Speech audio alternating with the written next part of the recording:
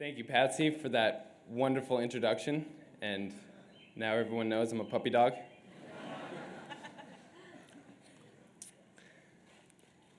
I just wanted to say thank you to all the people that made today possible. From President Ainley and administration, faculty and staff, friends and family, thank you. Thank you all for being here today to support and honor this magnificent Union College class of 2015.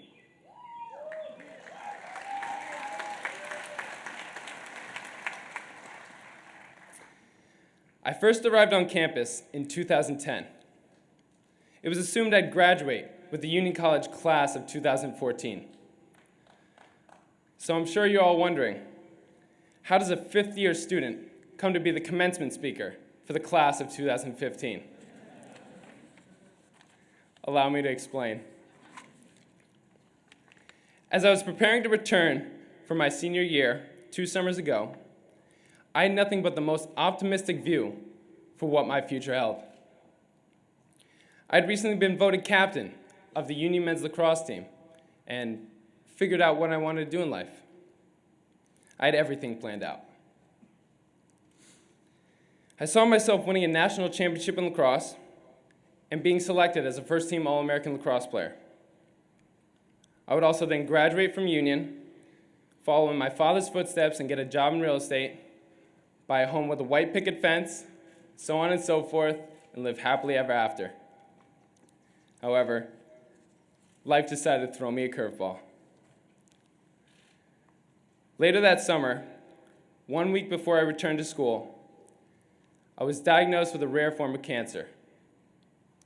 Cancer. Let us all reflect on that very word. It holds a different meaning for each of us.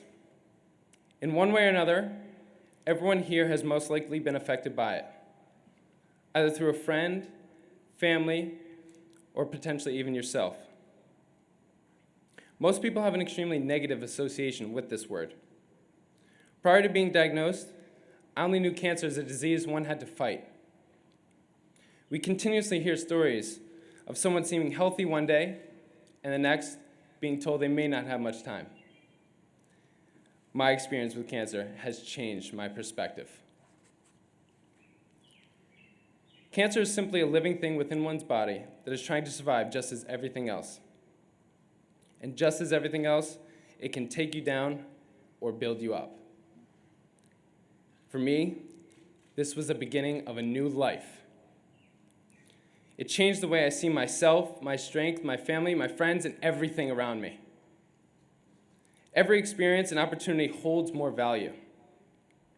Cancer has forever changed my life, and I can confidently say that it somehow brought out the best in me. And just as my eyes were opened, I hope to do the same for you all today. I was diagnosed with a rare cancer called Ewing sarcoma, which mainly affects adolescent children between the ages of 10 and 20. Even before this episode, I was scared to death of hospitals. So much so, I must admit, my mom needed to hold my hand while a nurse would simply draw blood. Thanks, Mom.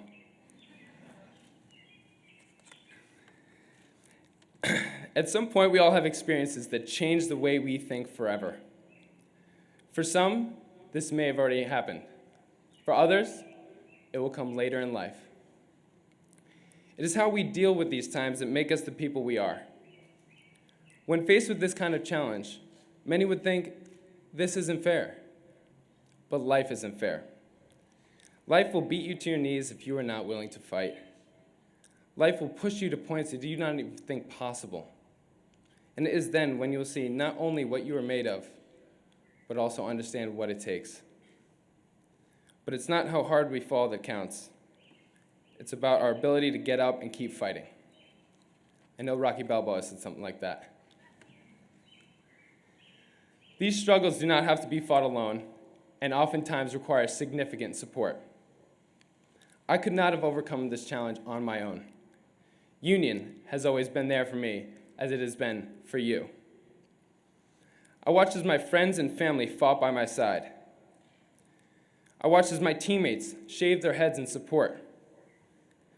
I watched as yellow ribbons went up all over campus, and people who never met me before wearing the number 3 to let me know they were fighting with me. This is family. This is union. And this is what life is all about. We are now part of...